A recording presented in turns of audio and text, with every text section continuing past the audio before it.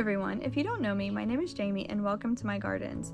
Today I want to share with you how I get big beautiful blooms on my hydrangeas, because there's one question that'll come up a lot and people ask me, what is your secret sauce into growing hydrangeas? Because they claim that they kill every hydrangea they've ever tried to grow. They say they're expensive, they're a total waste of money because they just end up killing them and they just give up on growing hydrangeas.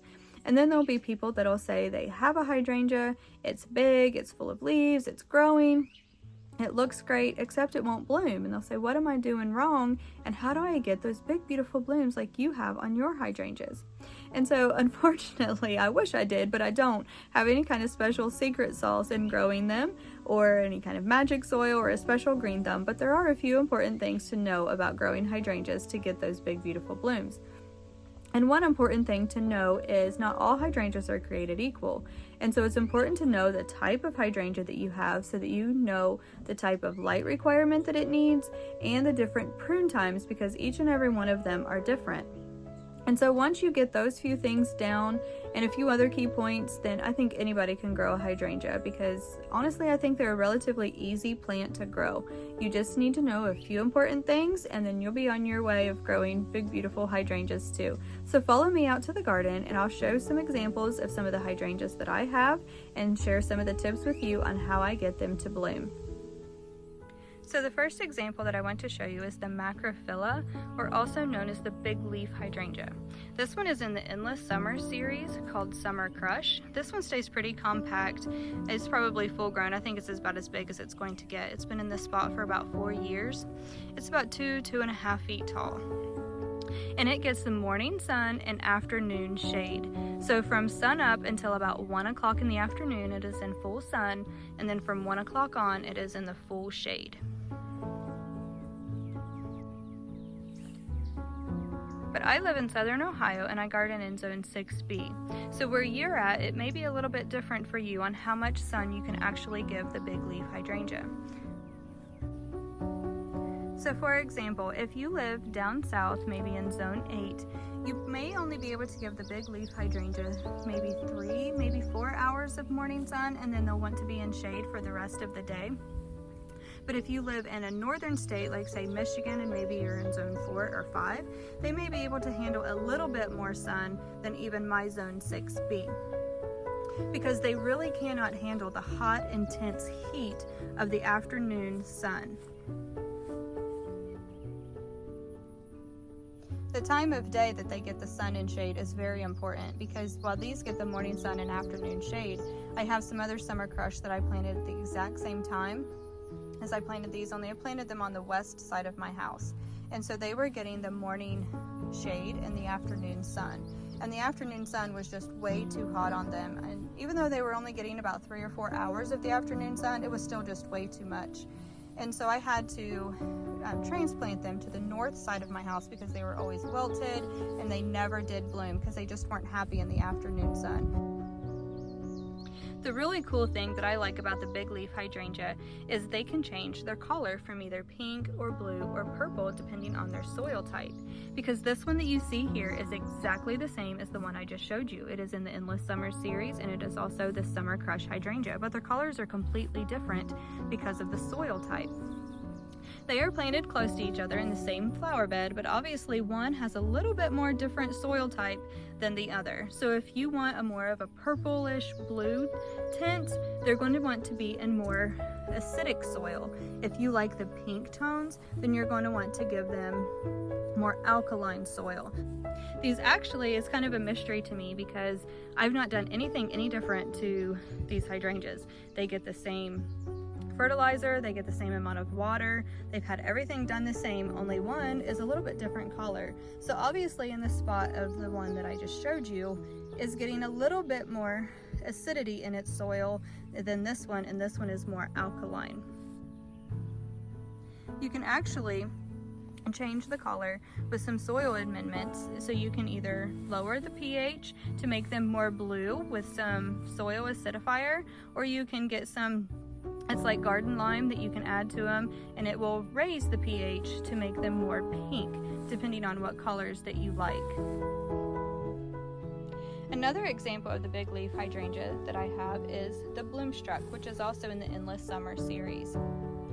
Another important thing to know about the big leaf hydrangea is their prune time. And a lot of the big leaf hydrangeas will bloom on what is called old wood. And so what that means is all of these blooms that you see here, they were actually set last year on last year's stems. And so if I was to come in here this spring and prune all of that up, I would have lost all of those blooms. I wouldn't have any of those left because I would have cut all of those blooms off because they're set last year for the next year. And so the only pruning I ever do on the big leaf or the macrophylla hydrangeas is I just deadhead them. I just snip them off right underneath of their blooms whenever they turn brown and they start to die back. That is the only pruning I ever give them because I don't want to risk losing any of those big, beautiful blooms for the next season. Another thing that I like about the endless summer big leaf hydrangea is their ability to set buds on old wood and new wood. And so all of these flowers that you see here, they were buds that was set last year on old wood, but then they also have the ability to set flowers on new wood, which means the new growth. The thing that I like about that, especially where I live in southern Ohio, we can get some pretty harsh winters and even some really late spring freezes. And so whenever they set their buds last year, if you have a really hard freeze or a harsh winter, you're at risk of losing those buds that was set last year because they will freeze off.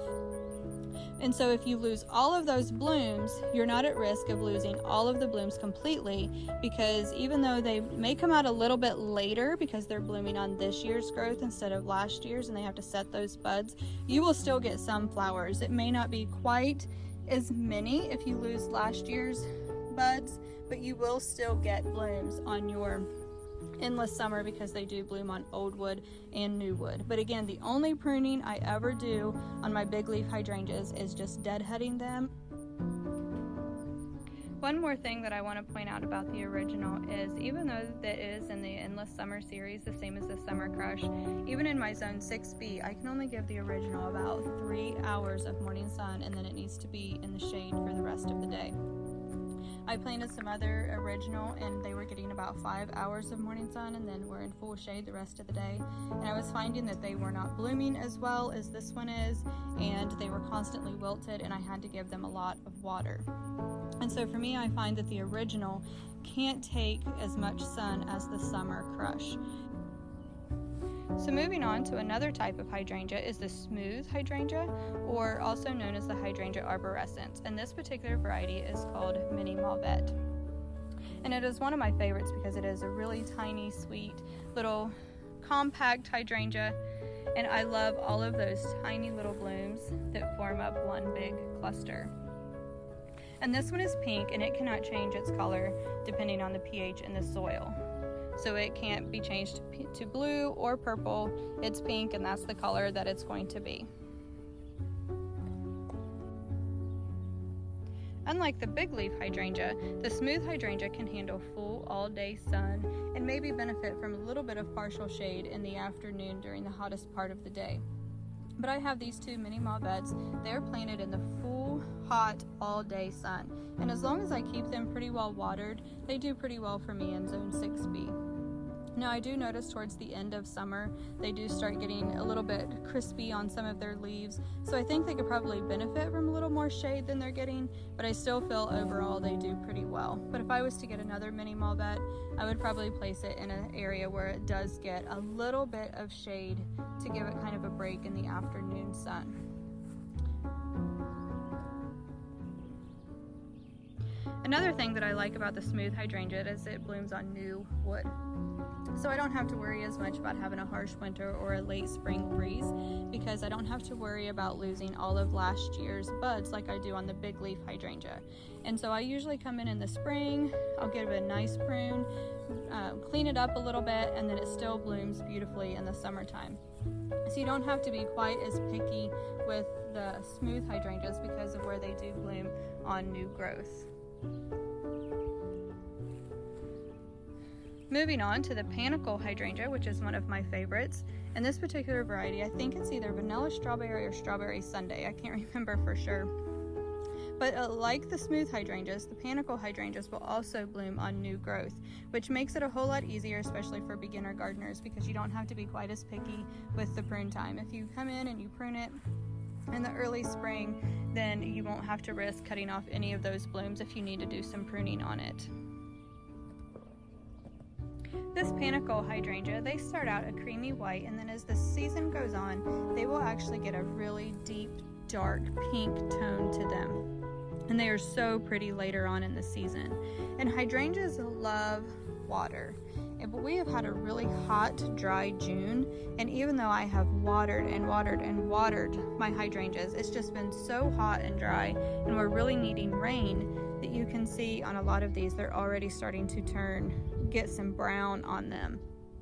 So I feel like maybe I need to even up my water game, maybe a little bit more, to try to keep them from turning completely brown this early in the season, so that I can get some of them pink hues. But hydrangeas do love water, but you do have to be careful, especially if you have a hydrangea in a pot, because they don't like to sit in soggy water where they can never dry out.